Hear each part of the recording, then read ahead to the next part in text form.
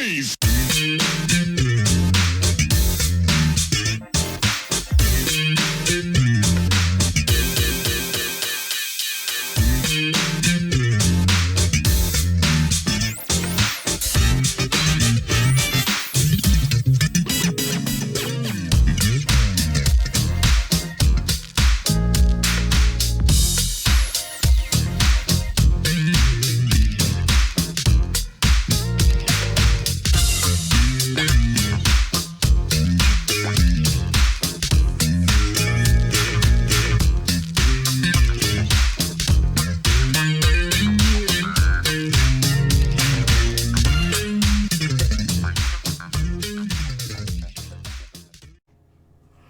Do you have fond memories of some of the TV appearances like Soul Train and things like that? What jumps out at you from that standpoint? I remember us doing American Bandstand and Soul Train in the same day. We were on tour. We had a lengthy stay in California, and we worked the coast, up and down the coast of California for like 3 months. And during that time, we performed on American Bandstand and Soul Train, and we did them the same day. And it was quite a schedule. We were doing everything from the TV appearances and also newspaper interviews and radio interviews as well. So it was great to be on things like American Bandstand and Soul Train, because these are things that we looked at and we idolized when we were, coming up. We wanted to do those things. That was like your signature, saying that you had made it when you were able to be on those shows, And when we did Soul Train, I was nervous as I could be. I mean, I just thought Don Cornelius was a great man, and I was very nervous on that interview. Dick Clark, I was very, very, very comfortable with. So it was beautiful, and we were still out on tour when those things came on TV. People would call us from home and tell us that they saw us on TV and stuff like that, but we were still touring at that time. It was beautiful. We had a lot of fun. It was just, we were glad to be out there and glad to be doing what we were doing. Do you remember when you first heard yourself on the radio? What that was like? Was it Gloria that you first heard on the radio? No, it was "Come On and Ride," our first single, and we were in New York. As a matter of fact, we were finishing up our first album, and we were doing some of the finishing up some of the backgrounds, and we were we had just submitted the single. They had just submitted the single to WBLS in New York, one of the famous radio stations there, and they decided that our record was going to be the hit of the week, and they called it the Sure Shot, which means that this is sure to be a big song or whatever. And we really didn't know how soon it was going to be on the radio or whatever, but we had just done an interview with the station. And we walked out of the station. We were walking down 7th Avenue in New York. And if you know anything about New York, I mean, it was crowded. It was, very congested, the whole thing. And we were just walking down the street, and all of a sudden, we heard something on the radio say, "Sure Shot." And all of a sudden, our song comes on, "Come On and Ride." And when we heard it, we started jumping up and down and going on. I mean, we were just absolutely going crazy. I mean, people were looking at us, of course, and thought we were going crazy, but we were so happy to hear our song on the radio until we just couldn't control it no more. It was the greatest feeling in the world. And right then we knew that we were on our way. That's fantastic. Yeah, it was great. Looking at the credits for the record, at least starting with the second one, I notice I couldn't help but notice Carl Butch Small doing percussion, and you mentioned doing some bills with P Funk, and he also Yeah, worked with them as well. yeah, very, very good friends of ours. Um, Butch was involved in a lot of our things. He's played with us on many occasions and stuff like that, and so we have had a lot of good times together. Yeah, he's a good guy. So your third album, they say the third album's a charm. I don't know. You can let us know if that's the case. But Journey to the Land of Enchantment came out in '79. Yes. What changed in your mind from the second to the third records? Um, I think it really started from the end of the second album with the "If You Ready" situation. Something happened um, business wise that I can't explain, but that song was headed for number one.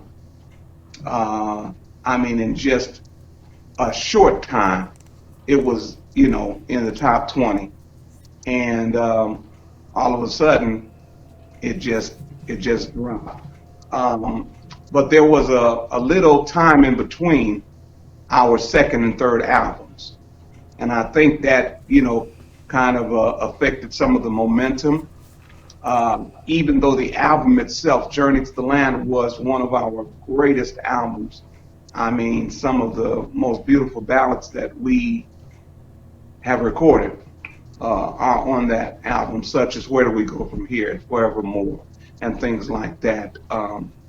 It was a great album. Great album. We changed studios. We were in a different studio when we did that. It was in Detroit, however, though.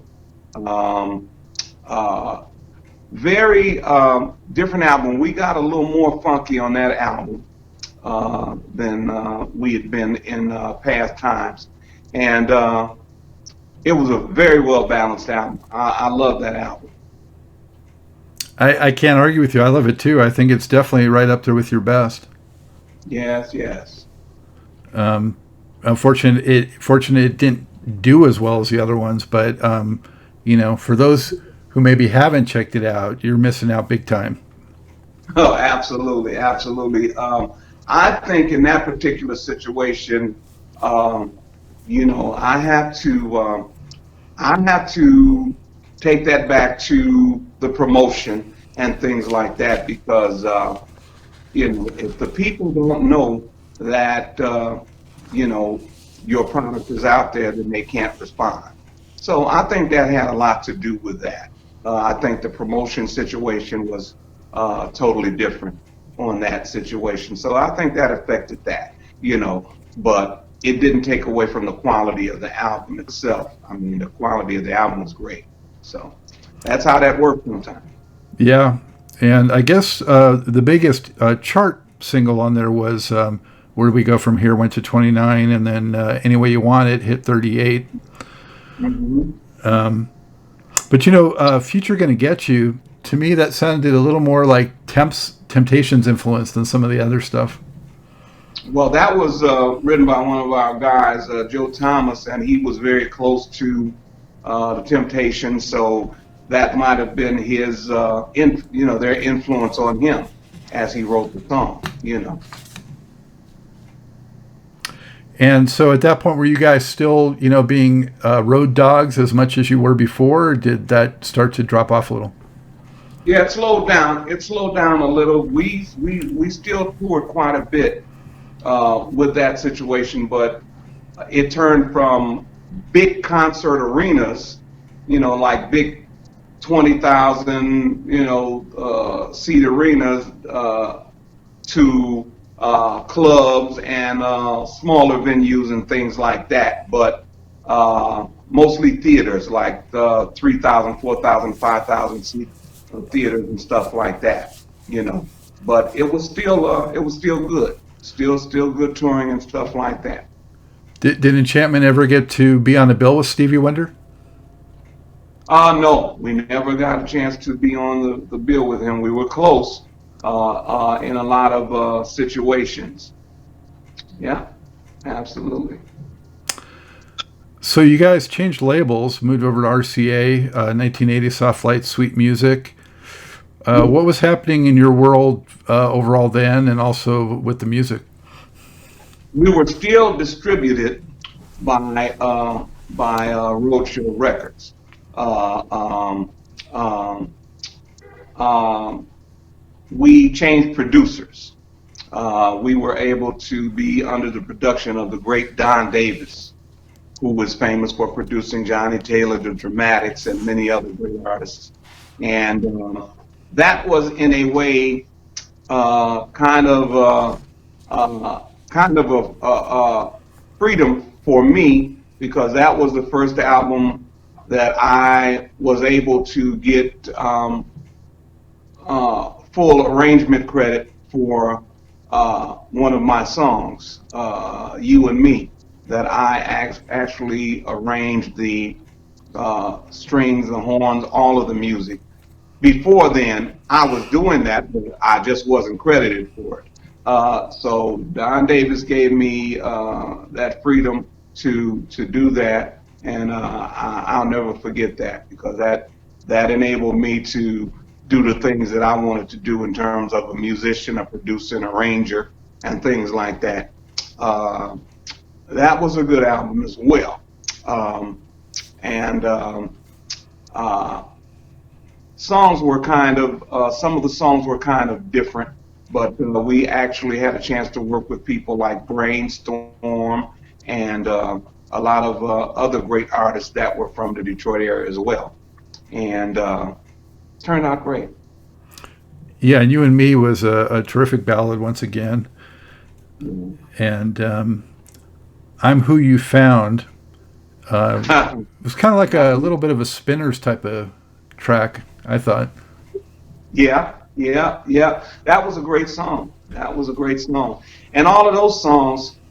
Now, I have to put my own spin on them because I was the arranger for the group. So, the song in itself is one thing, but the arrangement that you put on it is another. And so, most of the songs that we did, whether they were written by other people or written by myself, I always arranged the background and things like that. Well, that shapes the music and the kind of song that it is. I was always at the forefront of that, so that was always a pleasure for me to be able to do that. So whatever song we sang, it had that enchantment flavor to it. Yeah, and setting it out, got to 47 R&B dance track with a little bit of funk, and I saw William Wooden on there. Is he one of the Wooden brothers or no? Um, he's one of the greatest musicians. Really, he's so great. He played on a bunch of Motown things. Uh, very brilliant musician, and he's done so many things on different people's projects and things like that. Great guy. So you had another 2 years between albums, according to my records, for the next one, Enchanted Lady, and you moved over to Columbia and Yeah, changed producer again, I think. So kind of a lot of changes happening there in the early 80s, right? yeah. On our Enchanted Lady album, we they wanted to try to. That's when they decided CBS we got with Columbia. They wanted to go up tempo, so they hired a couple of producers who were from this group called the Crown Heights Affair. It was a very popular band back in the '70s as well, and they produced some good up tempo songs on us, and then I brought the ballad flavor and things like that, and that was a great album there. That album just simply got no no promotion at all. Which is strange if when it's the first one for the label, right? I mean, why sign you if they're not going to push you? Well, what happened is that CBS ended up, um, um, well, that's when the Michael Jackson thing was taking place. That's when Luther Vandross and Cheryl Lynn had a great big record. They had the album of the year with Men at Work. We're here from the land down under. Uh, so many big records. Marvin Gaye was getting ready to work on his project. They had a bunch of big songs. So I think we got caught in the shuffle on that one. Uh, You know, we got caught in the shuffle and they had to, hey, have a write off. I don't know. I can't get into all of that. All I know is that they had a lot of big records that year. And so in business, all of them can't be big albums. well, I'm here to tell everybody that, they must check out this one also. If they kind of left you behind previously, they got to jump back and check this one out again because there's some great tracks on here. Um, Absolutely. um, and some funky ones. Peace is What the World Needs is real funky.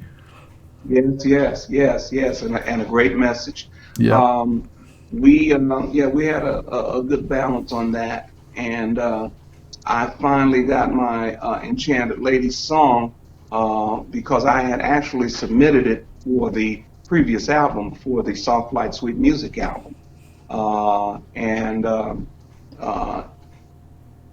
it was passed over, and so we got it on the next album, which was Enchanted Lady. So it must have been good because they named the album after it. So, you Yeah. know, things work out like that. Yeah, and it was a single, but obviously they didn't get behind it enough. Right, exactly. Also, I don't know if you remember the remix of I Know Your Hotspot, but that was also really funky. Yes, And yes, yes. Toe Jammin' gave me a smile because, and again, bringing back when you guys shared a stage with P Funk, they had a track out that same year called Agony of Defeat, and you guys Yeah. had Toe Jammin'. So it was kind of funny with the timing. Yeah, Yeah. yeah, yeah, yeah. Only thing with us, we didn't get the promotion that was necessary to, make those things happen because those songs on that particular album, I mean, they really should have taken off. But we never look behind us. We keep looking forward. But it was a very, very balanced project, and those songs were great. And, in looking forward, Utopia kind of closed it out. And really, I mean, a lot of the musical elements were brought up to date with what was happening then with, the more electronic, danceable, funk kind Yes. of music. But from a funk standpoint and being up tempo, it was probably the fiercest record you guys did in that respect. Yeah, we went out there on that one. Uh, they started using the latest in the keyboards. One was the Synclavier. They had so the Fairlight synthesizer was another keyboard that they used, and it brought different sounds to the forefront and very, very, very on point in terms of that. And the grooves were just crazy. They were really, really nice. And then we stuck our signature ballads in there as well, and that balanced it out. And with all that, again, it was caught up in the situation because that was, the Thriller days and all of those other things, and so kind of got caught up. Tracks like Come Be My Lover and Here's Your Chance, really funky, rank right up there with what people who were having hits at the time, like Ready for the World and The Deal, and groups like Yeah, that were, being successful with. So, yeah, I think so. I think so. and then, like you said, ballads like I'm Dreaming and, you know, Yeah, good stuff yeah, on there. yes, yes, yes, yeah. So, How did things come to a close at that point in terms of new records? Well, we kept working. We didn't work as much, but we kept working and basically off of our history and what we had done previously. And then in the '90s, we went into the studio with a gentleman by the name of Ernest Kelly, who was one of our promotion men when we were with Roadshow Records, and he released a couple of tracks on us that were singles that were not promoted at all, but they were good songs as well. And one gospel song entitled "Reflections of the Man Inside," and they were good. They were good songs, but again, lack of promotion.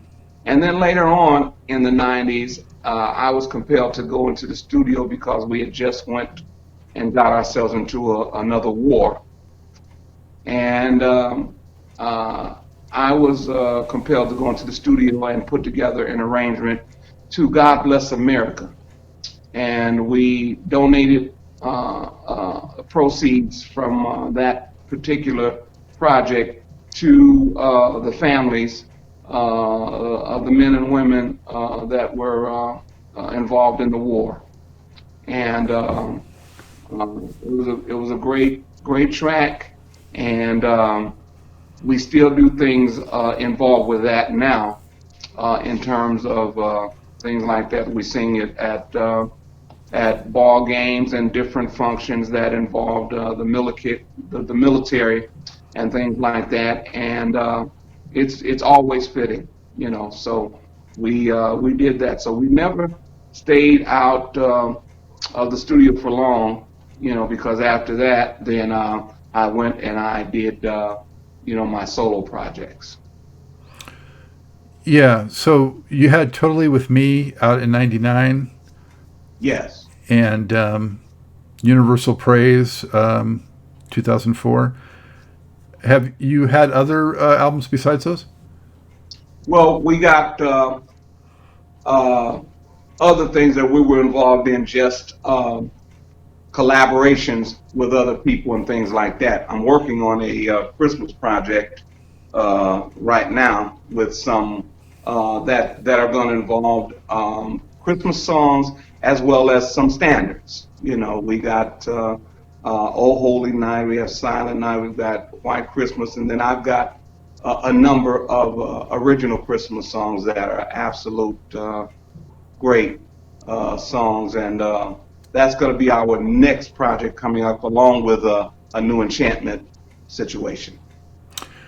So after you guys no longer had your record deal, how'd you feel about like in later in the '80s and I guess into the '90s when they had like the boy band craze and Boys to Men and these types of things and Jodeci, and they were hitting big. Were you thinking, what about us?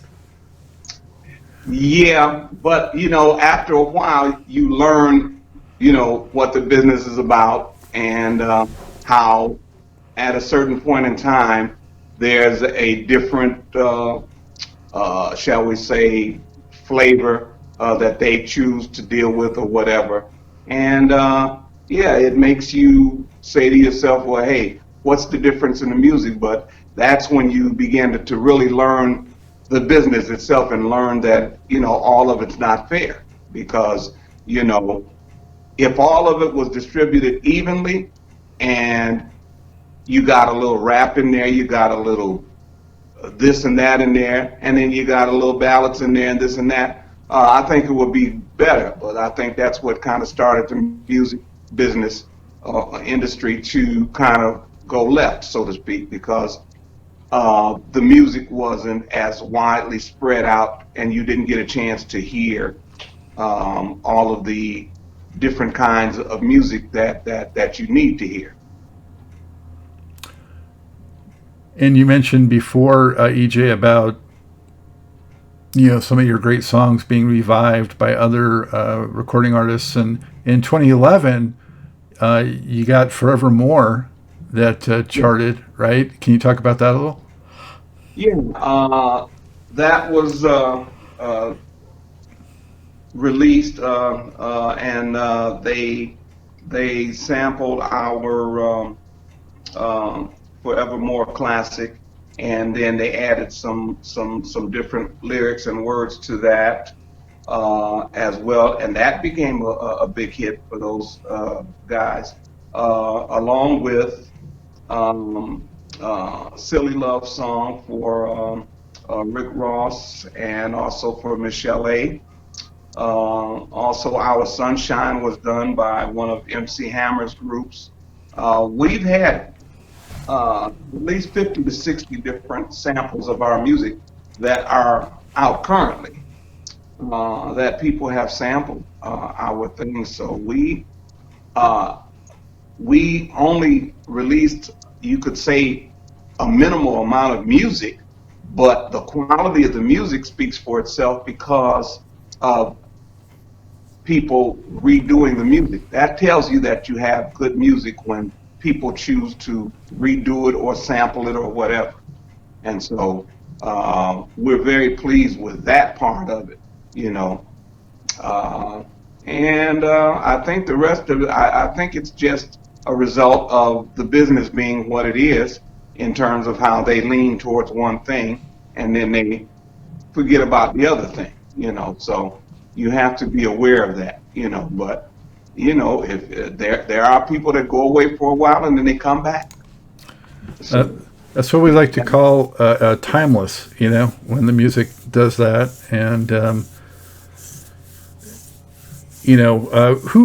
who else is in the group today, EJ?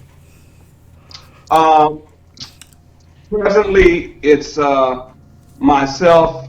I'm a bass singer, Mickey Clanton. David Banks, he's recuperating from some physical problems. That's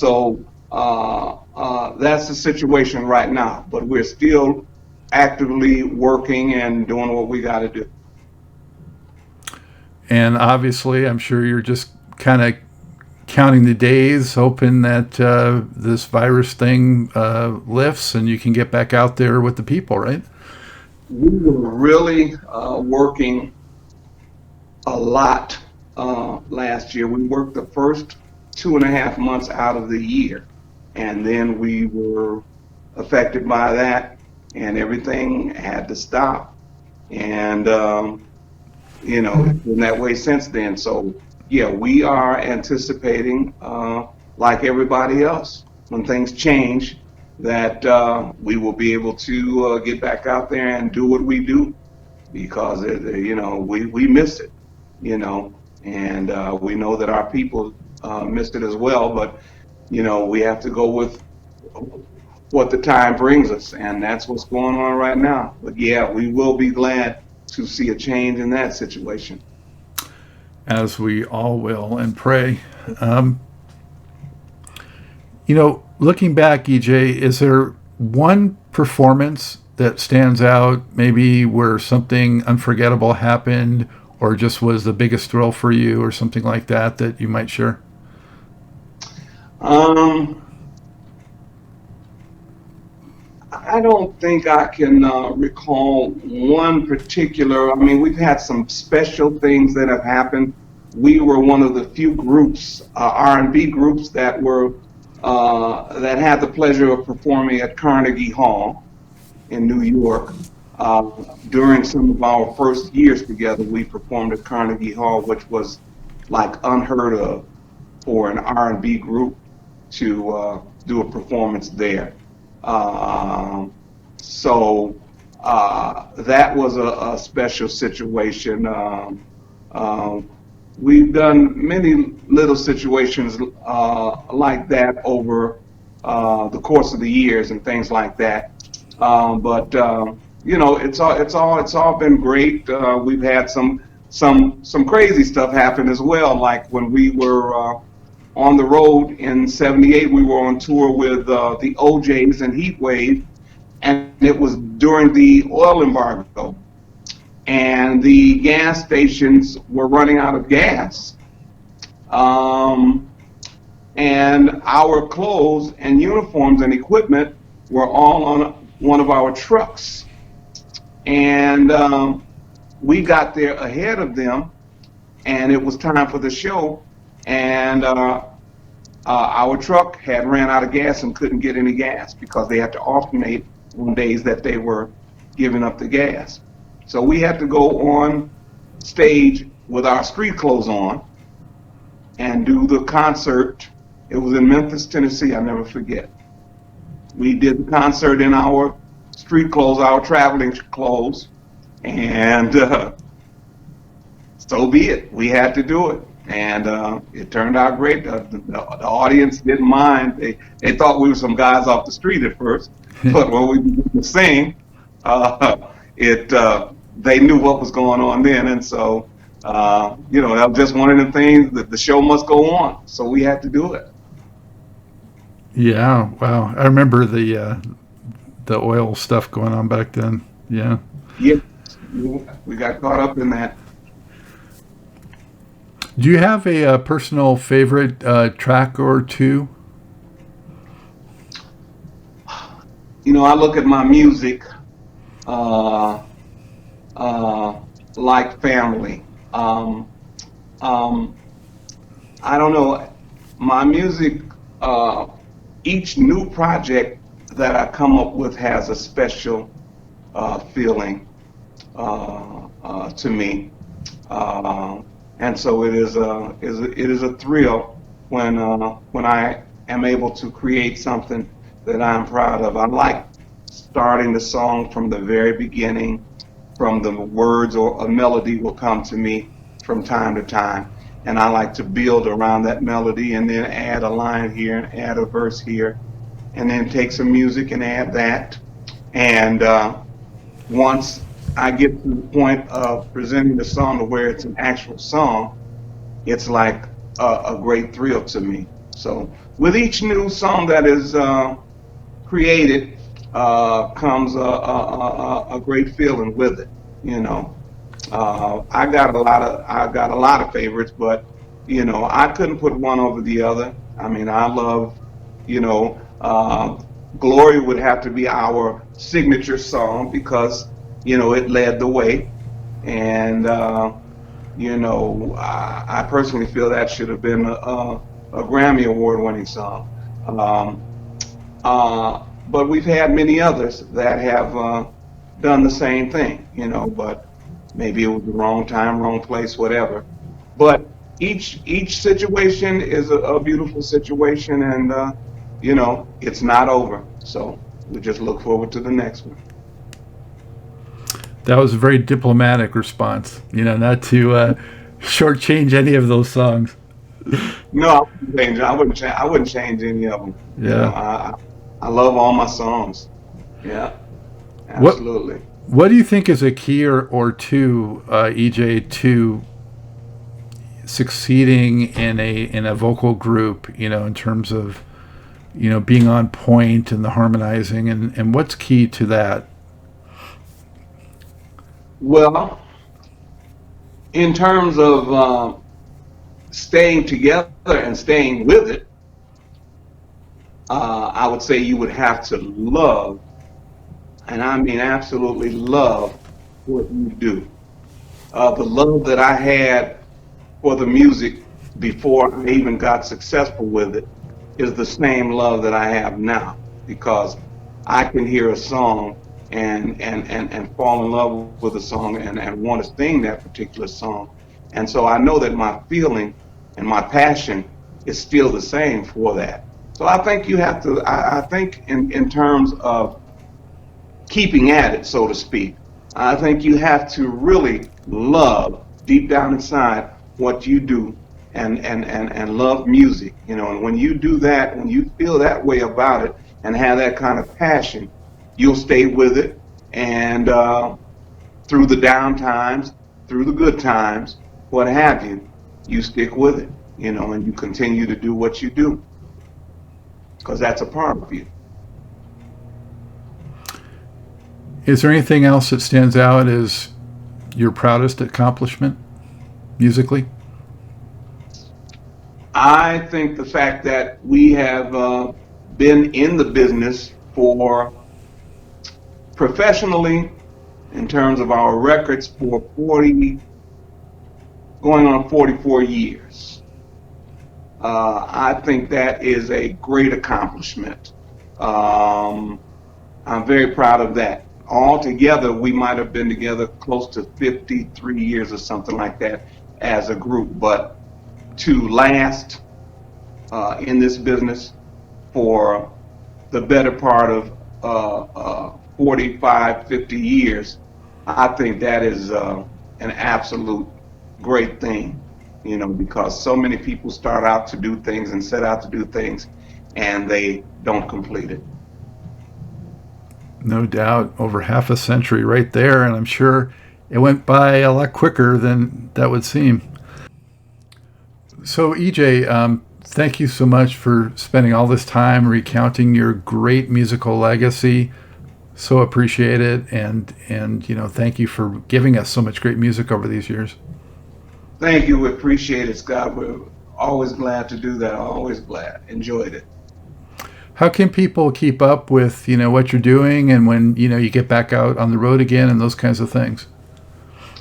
We are available. We still have our website, ejjohnson.com, along with our email if they want to email us any kind of situations, any kind of feedback or anything else. We're available on Facebook, Emanuel E.J. Johnson Facebook, as well as our email address is mannyjmusic@gmail.com. That's mannyjmusic@gmail.com. And we're always available and we will get back with you. And I gotta give a pitch out there. A lot of great videos on YouTube also of you guys performing. So people should definitely check that out too. We are working presently on a brand new video. We want to get something good and different out there. So we are working on that. I can't get too much into it now, but we are working on a great video that's coming up. So look out for it, as well as some new Enchantment music as well. Ah, that'd be fantastic. Yes, yes. Well, take good care of yourself. Be safe, and thank you so much. Thank you. We appreciate it. Take care. You too. Hey, back at Truth and Rhythm headquarters. Thank you for joining us on another magical ride with Truth and Rhythm. Whether you're watching or listening, as always, thank you so much for your continued interest and support. Be sure to subscribe. Go to YouTube, go to the Funk and Stuff channel. That's where Truth and Rhythm lives and breathes and thrives. Also, goodies here like TIR Quick Takes. And if you subscribe, you know what? You get the show before anyone else. It's free. If you love jazz, funk, R&B, soul, you can't miss it. Pass it along. Tell a friend. Tell family. This audience is growing, and it is a beautiful thing, all coming together for the love of this great music. Also, if you can throw us a buck or two, we could use the support financially, keeping the lights on, keeping the servers going, all these expenses. If you can help support the program, whatever you can give, much appreciated. Go to the funkandstuff.net website, and on the right hand side of every page you just click and you can donate through PayPal, credit card, whatever. Very easy to do and so much appreciated. And if you do a sizable donation, I will mention you on the program. Also, drop me a line. Email me at scottg@funkandstuff.net. Let me know who else you'd like to see on the show, what you enjoy about the music. Let's just kibitz and talk about stuff, talk music. You'll find that I respond very quickly, and I much enjoy the rapport and the camaraderie and the interaction. Always remember, this is your show, The True Music Lover. So for now, that's all the time we have for this one. It's a wrap. As always, Scott Dr. GX Goldfine saying, keep on vibrating to the rhythm of the one.